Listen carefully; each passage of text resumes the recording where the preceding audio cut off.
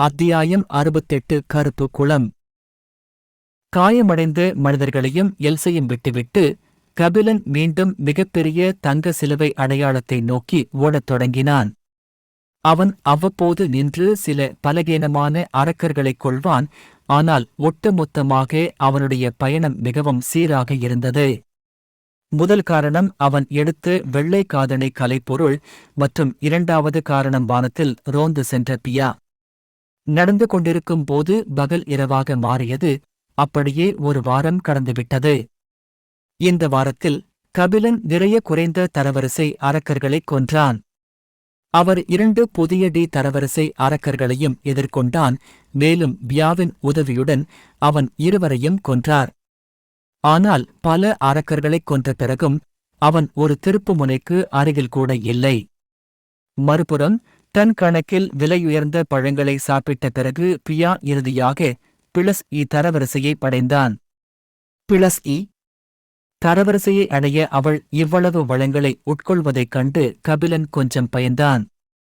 ஆனால் எதிர்காலத்தில் பியாவை தரவரிசைப்படுத்த தனது சிறிய பாக்கெட்டை காலி செய்ய வேண்டும் என்ற உண்மையை அவன் விரைவில் ஏற்றுக்கொண்டான். ஓடும்போது அவன் இன்னும் சில முதலாளி அரக்கர்களை பார்த்தான்.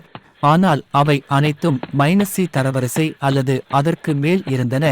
அதனால்தான் கபிலன் அவர்களின் பிரதேசத்தைச் சுற்றி நடக்கக்கூட துணியவில்லை. ஒரு வாரத்திற்குப் பிறகு கபிலன் இறுதியாக ஒரு கருப்பு குளத்திற்கு பக்கத்தில் நின்றான். குளம் சுமார் 20 மீட்டர் இருந்தது. குளத்தைச் சுற்றி பெரிய மரங்கள் இருந்ததால் மற்றவர்கள் குளத்தை பார்ப்பதோ அல்லது அதன் இருப்பிடத்தைக் கண்டுபிடிப்பதோ கடினமாக இருந்தது. மிகப்பெரிய தங்க அடையாளத்தை நோக்கிச் செல்லும் வழியில் தோன்றிய தங்க சிலுவை அடையாளங்களில் இந்த கருப்பு குளம் ஒன்றாகும். ஆனால் குளத்தின் உள்ளேயோ வெளியேயோ எதுவும் இல்லாததால் வேறு யாரோ இந்த இடத்தை ஏற்கனவே சுத்தமாக சுருட்டிவிட்டு போனதாக தோன்றியது. என் பொக்கிஷத்தை யார் திருடினீங்க? நீங்க என்னை பார்க்க விடமாட்டீங்களா இல்லன்னா? எரிச்சலான முகத்துடன் கபிலன் அந்த இடத்தை விட்டு வெளியேறினான். அவன் கைகளால் எதையாவது எடுக்க முடியாமல் போனதும் வேறொருவன் அதை எடுத்துக் கொண்டதும் அதுவே முதல் முறை. கருப்பு குளத்தை விட்டு வெளியேறிய பிறகு அவன் அடுத்த இடத்தை நோக்கி ஓடத் தொடங்கினார். இந்த முறை கபிலன் எதற்காகவும் நிற்கவில்லை. தனக்கு முன் வேறு யாராவது பொக்கிஷங்களை எடுத்துச் சென்று விடுவார்கள் என்று பயந்தான். மறுபுறம் சிறிது நேரம் சுற்றி பார்த்த பிறகு ஸ்கியூ இறுதியாக கபிலன் இருந்த அதே சுரங்கப்பாதையிலிருந்து வெளியே வந்தது. அது மிகவும் கோபமாக இருந்ததால் கபிலன் கொன்ற அசுரர்களின் அனைத்து சடலங்களையும் சாப்பிட்டது. மேலும் இப்போது ஸ்கியூ முன்பு இருந்ததை விட வித்தியாசமாக தெரிந்தது. அது இப்போது அதே முஷ்டி அளவு சிறிய அழகான அணில் அல்ல. 7x8 மீட்டர் உயரமான உடலுடன் அது கோபமான கண்களால் சுற்றிப் பார்த்தது.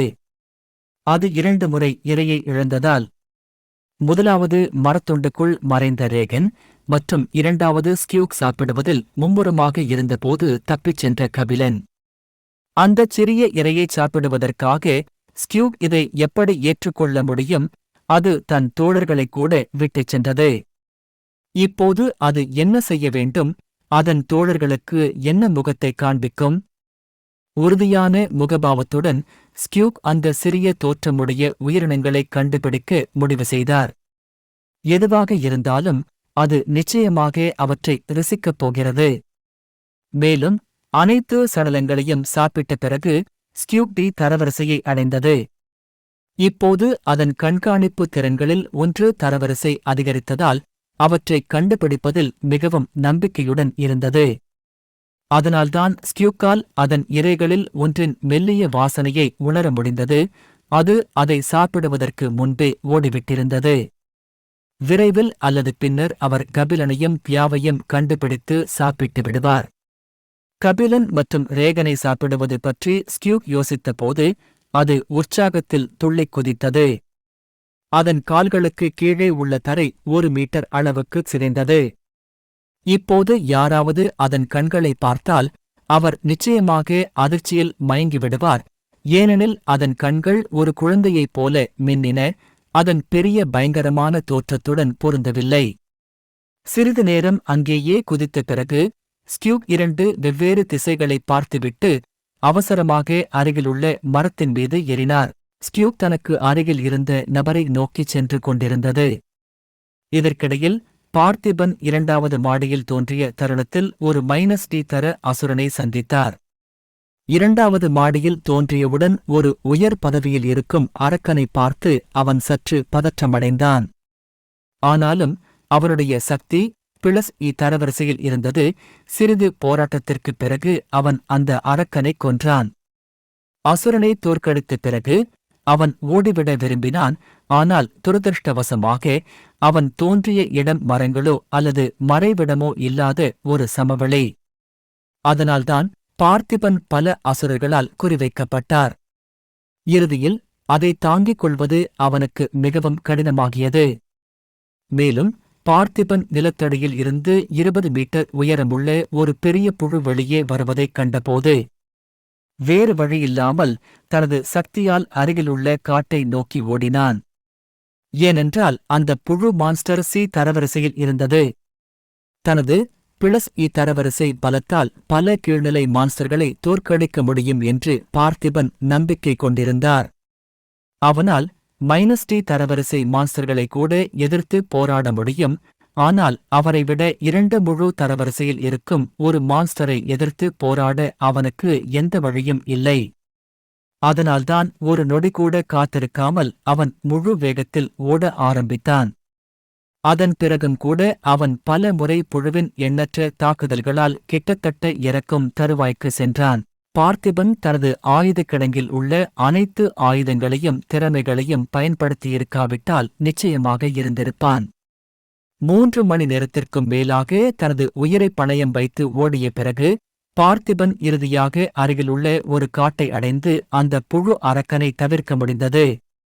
காட்டுக்குள் நுழைந்தபோது ஒன்றாகச் சுற்றித் திரிந்த 2 அறிமுகமில்லாத மனிதர்களை அவன் முதலில் சந்தித்தார்.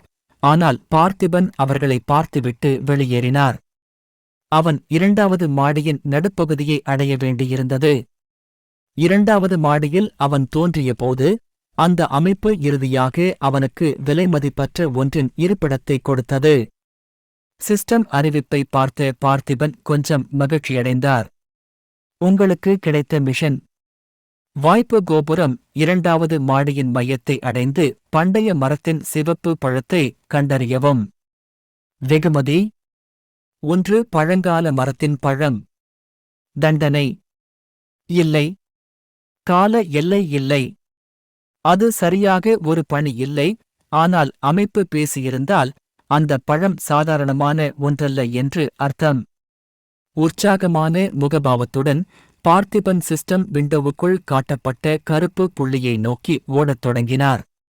அந்த கரும்புள்ளிதான் பண்டைய மரம் இருந்த இடம்.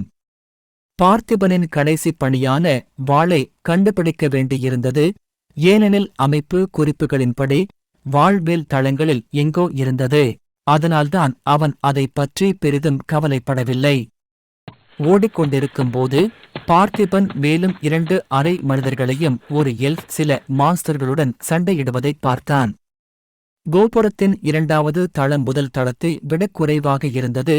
ஏனென்றால் அவன் வழியில் மனிதர்களை பார்க்க முடிந்தது. ஆனாலும் அவனுக்கு தெரிந்தவர்கள் யாரும் அங்கு இல்லை. மற்றவர்கள் எப்படி இருக்கிறார்கள் என்று பார்த்திபன் யோசித்தான்.